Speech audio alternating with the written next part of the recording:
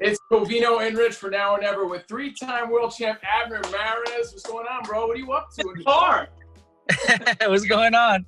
I got kicked out of my house, and I'm inside of the car, literally outside the parking lot, and now I have people next to me trying to say hi. And, I'm coming back from the gym.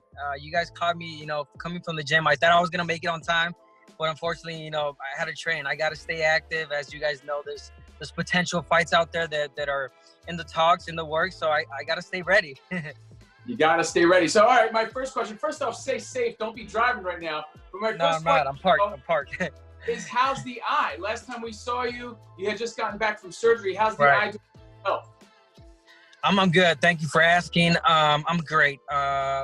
Yes, I got a detached retina. If people that don't know, I got a detached retina that happened last year, early February, before a fight against Tank Davis.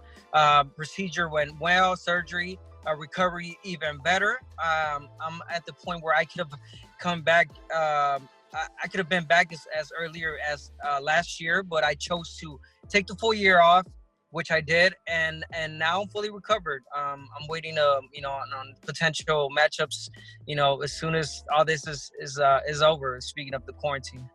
Now, one of those matchups, could it be with Ryan Garcia? Let me take everyone through the highlights here. So Ryan Garcia goes on social media calling out Henry Cejudo, saying, would he give you a good fight in the boxing ring? They start at it, and there comes Abner Mares at one point. What inspired you to respond to these two? Listen, and I think you guys might feel the same way. I don't know. This is a kid that is a social media sensation. He's a social media sensation. He is got big numbers on social media because he is a likable kid. He is a great looking kid. He's got great numbers, but he's not a world champion. He is a contender. He is the future, but he's not no world champion. So when you have a kid calling out a legend, because in my eyes, Henry Cejudo was a legend because he was an Olympian gold medalist. He became I believe, correct me if I'm wrong, three-time world champion in his sport, UFC.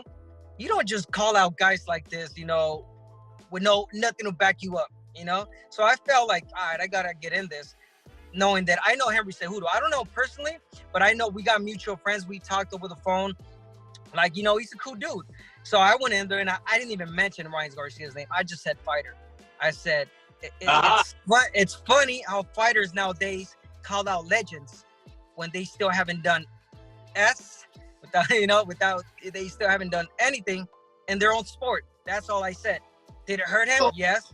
Did he feel disrespected? Of course, because when it's true, you're going to feel it. And then the next day he woke up and he said, I can't believe that old, Abner Mares is talking S. How do you feel about him calling you old Abner Mares? It is what it is. It kind of hurt a little bit. Like, who likes getting called old, No one likes getting called old. I'm like, just call me experienced, bro. Season Abner Mares. I took it like, all right, kid, you want a spanking? Let me know. So he went about it and talked about it. I went back. I came back with, you haven't done anything in the boxing. Don't come talking trash about me, blah, blah, blah, and so on and so forth. And if you know me and you know Abner Mares' career, I'm a guy that I'm a respectful guy. I don't like talking trash. I'm not on social media calling out people. But right now, it just happened that it kind of worked out that way, And when you see a potential fight against a kid that wants a piece of you and you can make it happen, don't just be about this and about Twitter fingers. Make it happen. Let's work on it. And so I made call my manager. I don't know if he called his manager, and it's being in the works, I guess. Okay, now in the ring is one thing. I think this could be a great fight, and we'll talk about that. What's the game plan and everything? But on social media, do you think maybe you picked the wrong fight because now he has all his young fans trolling you, right? Right. Yeah, you're right. You're so true about that. It's funny because I've got so many people say like, you're a washed out fighter, like blah, blah, blah. I'm like, who is this guy? Go click on him. And it's a little kid with the teddy bear, bro. Like, it's like, it's all kids, bro. Like, like, I can't talk trash. So yeah, it's big, and I'm really vocal about this. It is true. 99%. All right, let's take it down a little bit. 90% of his following are people that don't know anything about boxing. They just follow him because he's a likable kid. He's got he's a good-looking kid. He creates what he creates on social media, and that's about it. But none of them are experienced boxing fanatics, boxing heads. So yes, I've gotten a lot of trash talk about people talking trash, but I'm used to it. I've been in the sport too long to fall for it and get offended by it. But yeah, to respond to your question, I don't feel like I chose the wrong fight. No, never. I never back down on anything. If it happens, it happens, bro. Now, is there a part of you? Obviously, Ryan Garcia thinks he can knock you out in the first round. Right. Is there a part of you that is salivating at the idea of teaching a young kid a lesson? Of course, bro. I mean, we all been there. We all been, what is he, 19, 20, 21, something like that? 21, yeah. He's 21, bro. Don't tell me you at that age didn't feel like you were invincible, bro. You didn't feel like you can't be touched. I'm this, I'm that. Like, yeah, go ahead. Talk your trash. Feel however you want to feel. I don't blame him, But reality is that you're not calling out just anybody. You're calling a 4-time 3-division world champion, a seasonable fighter, a guy that can prove, and if not, give you a spanking, and have you learn the hard way. So again, I don't take that personal. That's the way he feels right now, that he can knock me out in the first round. Prove it in the ring. Now, for the people who don't know, it has gotten a little personal back and forth, so you got to stay tuned on this drama to see what happens. But you were supposed to fight maybe Jojo Diaz too, so I want to know, what fight do you really want at this point? All right, I'm gonna continue this. I'm gonna continue with the Ryan, because talking about making it bigger, I think it does get a little bit more personal, like you just mentioned. I think, and I do want to make it a little bit personal, because I saw someone, and I'm gonna mention him right now, that he went, and he has all right to defend him, and his name is Oscar De La Hoya. All right, so people that don't know Oscar and I, we have history. History is that he was my promoter at one time in my career. He was my first promoter, put it that way. He's the one that started my professional career.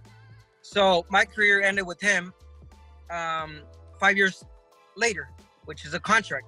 5 years later, I did not re-sign with Oscar because, he just wasn't, it wasn't the right move for me.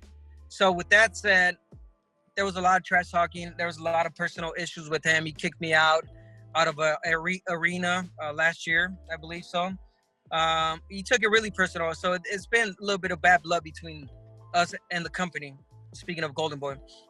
So yesterday, I saw that one of the posts about Ryan and myself, he said, it was me talking, and I don't know how to take this.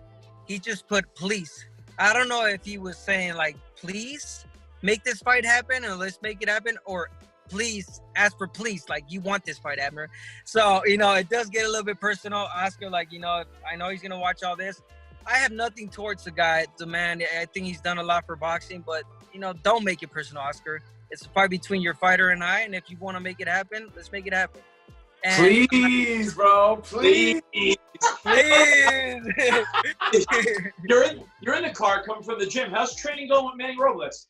It's good. Manny Robles is my new training coach. Before it was Robert Garcia, who I respect a lot. He brought a lot to me. I learned a lot from him. But it's just a drive, bro. It was an hour and a half from my house to the gym, which was in Riverside. And I just chose not to anymore because of that. It's time consuming. I want to spend as much time as I can. Obviously, you can now with this quarantine, but with the family. Yeah. And just, it was time consuming. So now the gym from Manny Robles to my house is 15, 20 minutes. So I get a little bit of more downtime, you could say. So it's good. I'm with Manny Robles. I'm training. I've been training for a full, month and a half now. It's a 1-on-1 session. So I'm not putting myself in risk. So I'm ready, bro. So if these guys want to make it happen, I'm more than ready. I love it, man. I want to know what the game plan would be with Manny Robles if it is Ryan Garcia, and at what weight? Because he's a little heavier than you, right? Yes. 135, you're 130. So what's the plan, and how do you see it happening? All right. Again, I'm gonna go back to that, and I'm gonna answer your question that I stopped you at, which was Jojo Diaz, bro. You asked me about Jojo Diaz also. So prior to Ryan Garcia, 2 other fighters that called me out, which was Jojo Diaz, Joseph Diaz, who is the world champion at the IBF world champion in my weight class, and Jamel Herring, who is the WBO world champion in my weight class. So I welcome those fights also, and these fights are a little bit more meaningful to me because they hold something that I want, which is the world title, you know? And if you talk about Ryan Garcia, what does he bring into the table? It's just basically his name. But other than that, he doesn't, you know? Well, hold on. What about people that are going to say Ryan Garcia brings money? The other guys bring championships. Ryan Garcia may bring more money. I don't know. How do you see that happening? You ready? You ready for this? Yeah. And I'm going to shut a lot of people down and up with this. Ryan Garcia has not made much money until it's going to be a couple of months since he re-signed a contract with Golden Boy. Prior to that, he wasn't making shit. Okay. And I can back that up. He wasn't making anything until he just signed a new contract with Golden Boy, multi-million-dollar contract. I cannot say how much he's making per fight now, but I'm going to tell you this. He has not made more than I have, in my previous fights. So people that are saying that, it's more of a marketable fight and I can make more money, yeah, maybe you can see it that way. And if it's that way, that's what I'm saying. I prove it. Come back to me with the number that I can say I cannot turn down and be like, all right, I'll fight you. Other than that, I got JoJo. I can fight Jamel Herring who bring in a championship that is more meaningful. That's where I'm going. So yeah, I mean that's what I have to say about the money issue that people are saying, because I read a lot of comments about, Abner's looking for a payday. Bro, I made more in fighting a journeyman that he's made, in his last fights. That's all I gotta say. Let's make it happen. Yeah, for sure. This is a fight we need to see. Abner, thanks for hanging with us, man. Thanks for giving us the time. Always, man. And again, sorry about the whole car issue being inside here. It's all good. So guys, who are you rooting for? Ryan Garcia, Abner Mares? Leave a comment right here. It's now or never. Let's make this fight happen. Yeah, bud.